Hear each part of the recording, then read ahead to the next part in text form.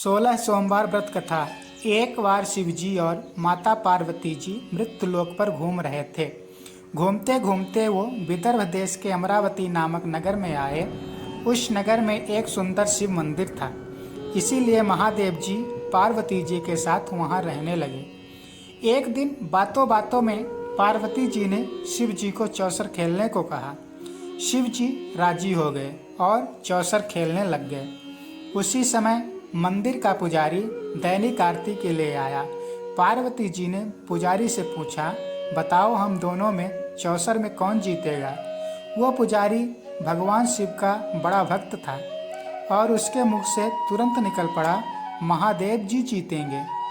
चौसर का खेल खत्म होने पर पार्वती जी जीत गई और शिव जी हार गए। पार्वती जी ने क्रोधित होकर उस पुजारी को शाप देना चाहा, तभी शिव जी ने उन्हें रोक दिया और कहा कि ये तो भाग्य का खेल है, उसकी कोई गलती नहीं है।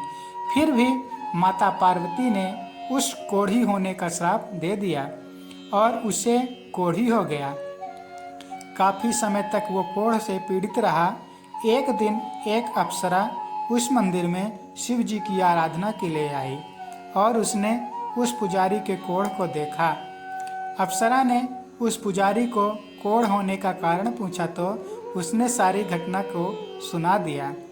अप्सरा ने उस पुजारी को कहा, तुम्हें इस कोढ़ से मुक्ति पाने के लिए 16 सोमवार का व्रत करना चाहिए।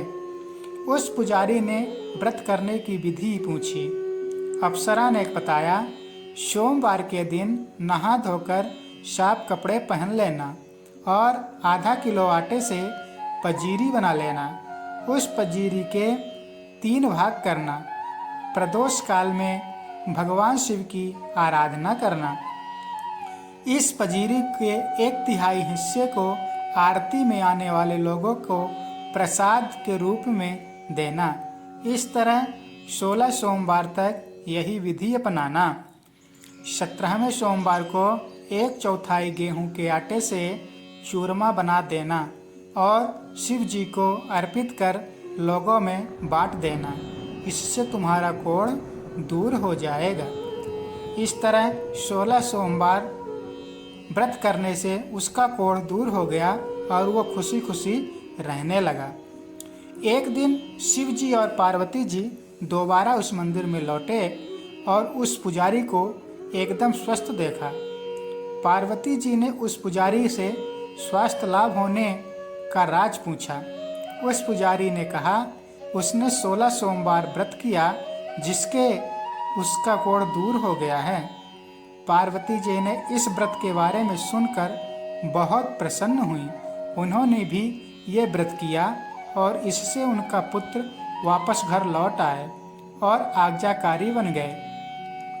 कार्तिकेय ने अपनी माता से उनके मानसिक परिवर्तन का कारण पूछा तो जिससे वो वापस घर लौट आए। इस पर पार्वती जी ने उन्हें इन सब के पीछे 16 सोमवार व्रत के बारे में बताया। कार्तिकेय जी यह सुनकर बहुत खुश हुए। कार्तिकेय जी ने अपने दूर गए ब्राह्मण मित्र से मिलने के लिए उस व्रत को किया और 16 सोमवार होने पर उनका मित्र उनसे मिलने विदेश से वापस लौट आया। उनके मित्र ने इस राज का कारण पूछा तो कार्तिकेय ने 16 सोमवार व्रत की महिमा बताई। यह सुनकर उस ब्राह्मण मित्र ने भी विवाह के लिए 16 सोमवार व्रत रखने के लिए विचार किया। एक दिन राजा अपनी पुत्री के विवाह की तैयारी कर रहा था। कई राजकुमार राजा की पुत्री से विवाह करने के लिए आए। राजा ने एक शर्त रखी कि जिस भी व्यक्ति के गले में हथनी वरमाला डालेगी उसके साथ ही उसकी पुत्री का विवाह होगा। वो ब्राह्मण भी वहीं था और भाग्य से उस हथनी ने उस ब्राह्मण के गले में वरमाला डाल दी और शर्त के अनुसार राजा ने उस ब्राह्मण से अपनी पुत्री का विवाह संपन्न कर दिया। एक दिन राजकुमारी ने ब्राह्मण से पूछा, आपने ऐसा क्या पुण्य किया जो हथनी ने दूसरे सभी राजकुमारों को छोड़कर आपके गले में वरमाला डाली। उसने कहा, प्रिय, मैंने अपने मित्र कार्तिकेय के कहने पर 16 सोमवार का व्रत किया था। उसी के परिणाम स्वरूप तुम लक्ष्मी जैसी दुल्हन मुझे मिली। राजकुमारी यह सुनकर बहुत प्रभावित हुई और उसने भी पुत्र प्राप्ति के लिए 16 सोमवार का व्रत रखा। फलस्वरूप उसके एक सुंदर पुत्र का जन्म हुआ और जब पुत्र बड़ा हुआ तो पुत्र ने पूछा, माँ, आपने ऐसा क्या किया जो आपको मेरे जैसा पुत्र मिला? उसने भी पुत्र को 16 सोमवार व्रत की महिमा बताई। यह सुनकर उसने भी राजपाट की इच्छा के लिए ये व्रत रखा। उसी समय एक राजा अपनी पुत्री के विवाह के लिए वर तलाश कर रहा था, तो लोगों ने उस बालक को विवाह के लिए उचित बताया। राजा को इसकी सूचना मिलते ही उसने अपनी पुत्री का विवाह उस बालक के साथ कर दिया। कुछ सालों बाद जब राजा की मृत्यु हो गई तो वो राजा बन गया, क्योंकि उस राजा के कोई पुत्र नहीं था। राजपाट मिलने के बाद भी वो सोमवार व्रत करता रहा। एक दिन 17वें सोमवार व्रत पर उसकी पत्नी को भी पूजा के लिए शिव मंदिर आने को कहा, लेकिन उसने खुद आने के बजाय दासी को भेज दिया। ब्राह्मण पुत्र के पूजा खत्म होने के बाद आकाशवाणी हुई, तुम अपनी पत्नी को अपने महल से दूर रखो, वरना तुम्हारा विनाश हो जाएगा। ब्राह्मण पुत्र ये सुनकर बहुत आश्चर्यचकित हुआ।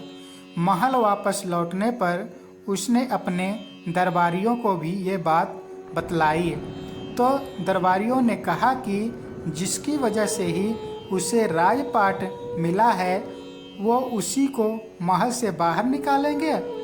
लेकिन उस ब्राह्मण पुत्र ने उसे महल से बाहर निकाल दिया। वो राजकुमारी भूखी प्यासी एक अनजान नगरी में आई। वहाँ पर एक बूढ़ी औरत धागा बेचने बाजार जा रही थी। जैसे ही उसने राजकुमारी को देखा तो उसने उसकी मदद करते हुए उसके साथ व्यापार में मदद करने को कहा। राजकुमारी ने भी एक टोकरी अपने सर पर रख ली। कुछ दूरी पर चलते के बाद एक तूफान आया और वो टोकरी उड़कर चली गई।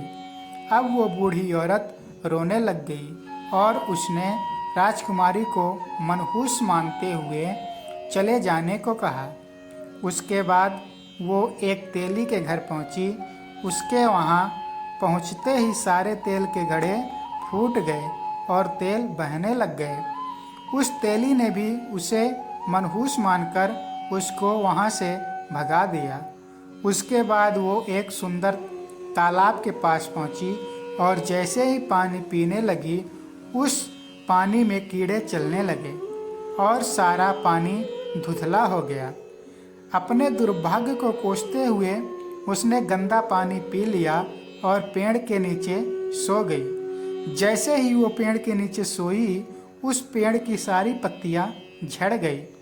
अब वो जिस पेड़ के पास जाती उसकी पत्तियां गिर जाती थी। ऐसा देखकर वहाँ के लोग मंदिर के पुजारी के पास गए। उस पुजारी ने उस राजकुमारी का दर्द समझते हुए उससे कहा, बेटी, तुम मेरे परिवार के साथ रहो, मैं तुम्हें अपनी बेटी की तरह रखूँगा। तुम्हें मेरे आश्रम में कोई तकलीफ नहीं होगी। इस तरह वह आश्रम में रहने लग गई। अब वो जो भी खाना बनाती या पानी लाती उसमें कीड़े पड़ जाते।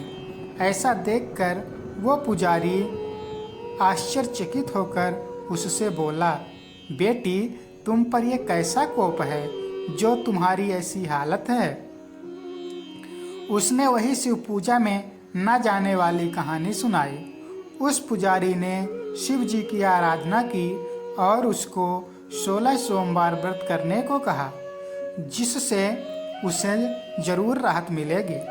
उसने 16 सोमवार व्रत किया और 17वें सोमवार पर ब्राह्मण पुत्र उसके बारे में सोचने लगा, वह कहाँ होगी, मुझे उसकी तलाश करनी चाहिए।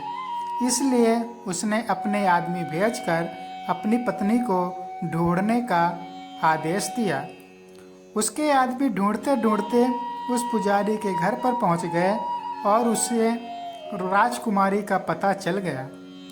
उन्होंने पुजारी से राजकुमारी को घर ले जाने को कहा, लेकिन पुजारी ने मना करते हुए कहा, अपने राजा को कहो कि खुद आकर इसे ले जाएं। राजा खुद वहां पर आया और राजकुमारी को वापस अपने महल में लेकर आया। इस तरह जो भी यह 16 सोमवार का व्रत करता है उसकी सभी मनोकामनाएं पूरी होती है। बोलिए शंकर भगवान की जय।